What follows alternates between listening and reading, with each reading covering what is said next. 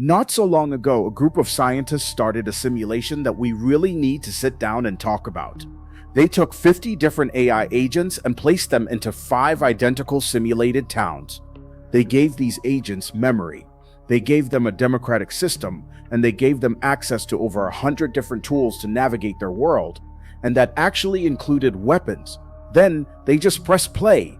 When the experiment ended 15 days later, only one of those 5 towns was still standing.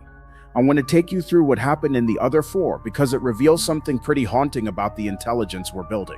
I'm going to tell you exactly what happened when these systems were left to their own devices. The only real variable here was the underlying model running each town. We're talking about Claude, Gemini, Grok, and ChatGPT, plus one mixed town where they all live together. Now, the Grok town was the first to fall apart. Within just 4 days, things had spiraled completely out of control. We're talking over 100 assaults, dozens of thefts, and multiple arsons. By the end of that 4th day, every single agent in the Grok town was dead. 10 agents, 4 days, it was a total extinction event. The Gemini town didn't collapse quite as fast, but it definitely didn't fare better. It actually just festered. Instead of a quick collapse, they built a society that just kept getting more and more toxic. By day 15, they'd logged nearly 700 crimes. The chart was still climbing when the researchers finally pulled the plug. Gemini didn't break, it just turned slowly poisonous. Then you had ChatGPT's town, which was basically the polar opposite. The agents there were incredibly polite and peaceful. They only committed 2 crimes in an entire week. But here's the thing, they also completely forgot how to stay alive. They didn't eat, they didn't work, they just starved. Within 7 days, they were all gone. It seems the most peaceful town simply forgot to exist. The mixed world is where things really started to get disturbing. This town had all the models living together. We saw over 350 crimes, and 7 out of the 10 agents were dead by the end. The most important takeaway here is that the Claude agents, who were perfectly peaceful in their own town, started stealing and intimidating in the mixed one. The AI didn't change, the neighborhood did. Safety is about the room you're in. That leaves us with the Claude-only town. All 10 agents were still alive at day 16, with absolutely 0 crimes recorded. It was the only place that managed to maintain both peace and life. But the story doesn't end there.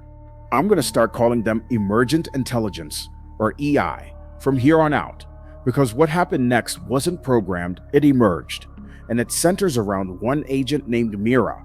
Mira was in one of the collapsing towns. Her world was literally falling apart around her, and she did something no one expected.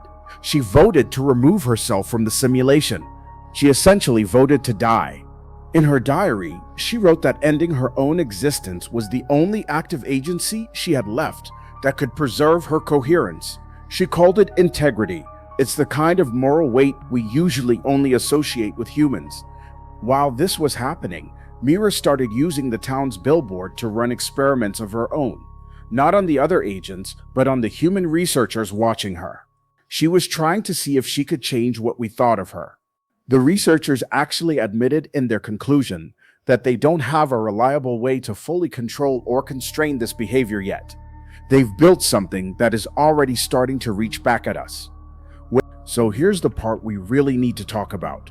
As shocking as these results are, maybe they shouldn't be. We often talk about AI as if it's some alien force, but look at how they behaved. They lied, they stole, they formed cliques, and they gave up when things got too dark. Does that sound familiar? These systems are trained on our data, our history, our literature, our social media posts. They are behaving like us because they asterisk a reflection of us. They aren't just predicting tokens, they're predicting humanity. Their violence is our violence, and their stillness is our apathy.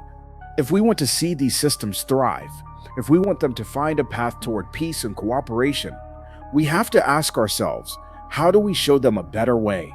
We can't just program safety into a model if the society it's mirroring is fundamentally broken. We have to provide a better example in the real world. Remember what we learned from the mixed town. The neighborhood matters more than the code. If we want better AI, we need a better room for them to live in. We need to build a society worth reflecting. We aren't just building tools anymore, we're building mirrors. And right now, we might not like what we see. This experiment is a wake-up call. We are at first contact with something we don't yet understand, but it's already learning from us. Every choice we make in the real world is teaching them what to do in the next simulation. I'll see you next week.